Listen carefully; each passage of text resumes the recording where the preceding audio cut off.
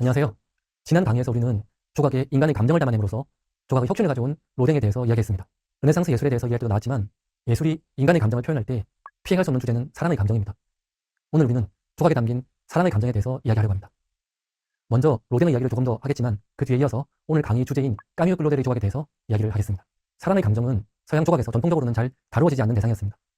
사실 감정을 담아낸다는 것 자체가 조각의 역사에서 흔한 일은 아니었습니다.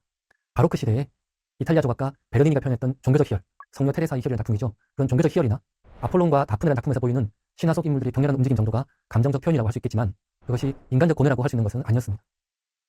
그런 면에서 인간의 감정을 다루고자 했던 로댕이 사람의 감정을 담아내는 것은 어쩌면 당연한 수순이었던 것 같습니다. 파리의 로댕 박물관에 의하면 히스는 1882년경부터 기획이 이루어졌는데요. 사실 로댕의 지옥의 문에서 나온 작품입니다. 이 조각의 원래 제목은 프란체스카 다 리니니였는데요. 단테의 신곡에 나오는 인물입니다. 신곡에서 이 프란체스카는 자기 남편의 동생인 파울로와 사랑에 빠집니다. 그랬다가 남편에게 살해되어서 지옥에서 고통받는 인물로 나옵니다. 그러니까 로댕이 보여주는 이 키스는 금지된 사람의 키스인 것이고 이 잠깐의 키스 이후에 영원히 지옥의 고통을 대가로 치러야 할 열정입니다. 실제로 보고 있으면 그만큼 강렬한 사람의 감정이 느껴지는 작품입니다. 남녀가 받침대 위에 걸터 앉아서 서로를 끌어안고 사랑의 키스를 나눕니다. 그런데 이 조각을 자세히 보면 남자보다 여자의 동작이 더 적극적인 것이 눈에 들어옵니다. 조각을 정면이 아니라 여자의 등 뒤로 돌아가서 보면 더 확실히 알 수 있습니다. 여자는 남자의 목에 양팔을 두고 고개를 젖히며 키스를 하는데 반해 남자는 오른손은 여자의 허벅지에 가볍게 올려놓았고 왼손은 아예 여자를 안지도 않고 그냥 받침대에 걸치고 있습니다. 조각의 원래 제목을 두 남녀 중에서 여성의 이름 프란체스카로 정했던 만큼 여성이 이 애정 표현의 주체입니다. 여성이 주도하는 사람의 감정을 표현했던 것이라고 그렇게 이해할 수 있겠지만 이 작품을 보고 있으면 자꾸만 이 시기 로댕의 조수이자 연인이었던 까뮤 클로델이 떠오르는 것은 어쩔 수 없습니다. 클로델은 19살이 되던 해 1883년부터 부시의 소개로 로댕의 작업실에서 일하게 됩니다. 클로델은 로댕보다 24살이 어린데요. 그렇지만 금방 두 사람은 사랑에 빠지고 연인이 됩니다. 로댕에게는 이미 20년 가까이 사실혼 관계를 유지해온 그리고 아이까지 둔 아내가 있었기 때문에 클로델과 로댕은 연인 관계 그 이상은 나가지 못합니다. 그래서 결국 1892년에 두 사람의 연인 관계는 끝을 맺게 됩니다. 여기서 클로델의 작품 하나를 보겠습니다. 1888년에 발표한 샤쿤탈라라는 작품입니다. 앞서 본 키스처럼 연인이 사랑을 나누는 모습을 묘사한 작품입니다. 그런데 자세히 보면 남자가 무릎을 꿇고 여자의 몸을 껴안고 매달리다시피 하고 있습니다. 남자가 훨씬 적극적입니다. 여자는 오히려 약간 부끄러워하는 듯한 모습입니다. 여기서부터 사람들의 상상이 시작됩니다.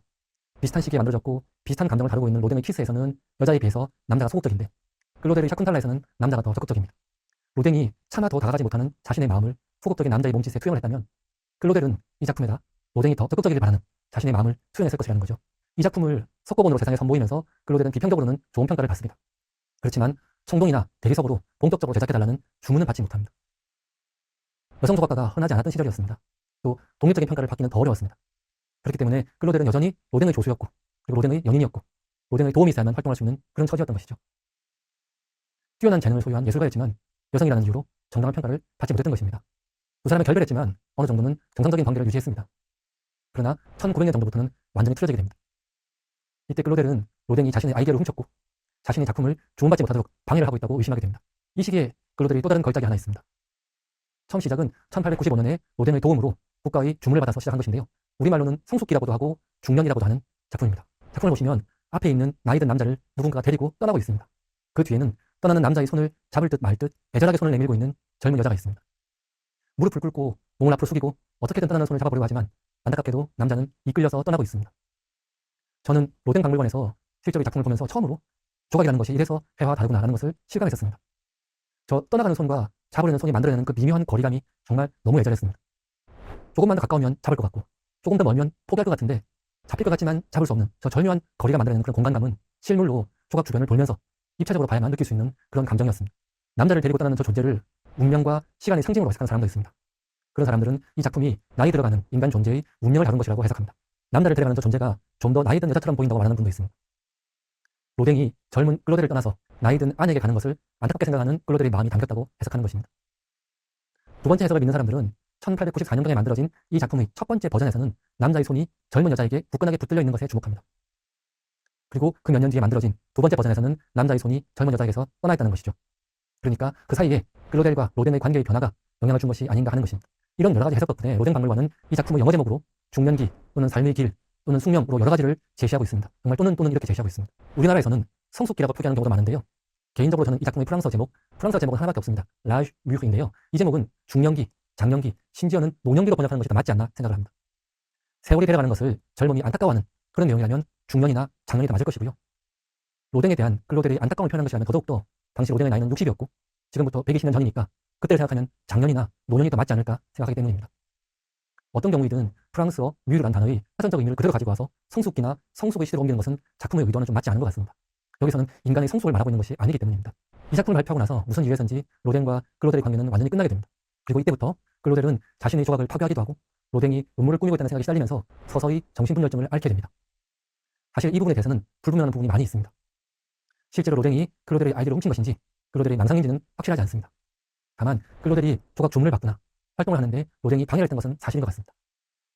그리고 10여 년 후에 아직 40대의 클로델은 가족에 의해서 정신병원으로 보내집니다. 그리고 30년 이상을 나오지 못하고 클로델은 병원에서 생을 마감하게 됩니다. 클로델은 자기가 괜찮다고 밖으로 나가게 해달라고 여러 번 가족에게 편지를 보냈는데요. 가족들이 그것을 거절했습니다. 여성 조각가가 드물던 시기에 천재적인 재능을 발휘했던 그런 클로델에게 더 안타까운 상황입니다. 두 번의 강의에 걸쳐서 간단한 조각의 역사와 함께 19세기 조각에 큰 변화를 가져왔던 로댕과 클로델을 보았는데요. 고대 그리스에서 19세기까지 조각은 육체의 표현, 종교의 가치 표현에서 로댕에 이르면 인간의 감정 표현까지 변화해 왔습니다. 이전까지 외형의 묘사에 추중했던 조각에 인간의 감정과 고뇌를 담아내고자 했던 두 예술가는 조각의 혁신을 가져왔던 것이죠. 인간의 욕망과 운명에 대한 고민, 감정의 표출, 고통받고 고뇌하는 인물의 내면을 묘사한다는 점에 로댕과 클로델의 새로움이 있습니다. 특히 연인관계였던 로댕과 클로델의 조각에서 느껴지는 사랑의 감정, 안타까움 그리고 애절함은 두 사람의 재능을 통해서 조각 속에 새겨져서 불변의 형태로 우리에게 전해지고 있습니다. 조각 작품은 석고로 만든 모델에 청동으로 여러 번 제작할 수 있다는 점에서 지금도 세계 곳곳에 로댕과 클로델의 작품이 있습니다. 그렇지만 혹시 파리를 방문할 일이 있다면 유명하고 큰 박물관보다 파리의 조용한 로댕 박물관을 한번 관람해 보실 것을 권합니다. 로댕과 클로델의 작품이 많이 함께 전시되어 있어서 충분히 그들의 예술 세계를 느끼실 수 있을 것입니다. 이번 강의는 이것으로 마치겠습니다. 감사합니다.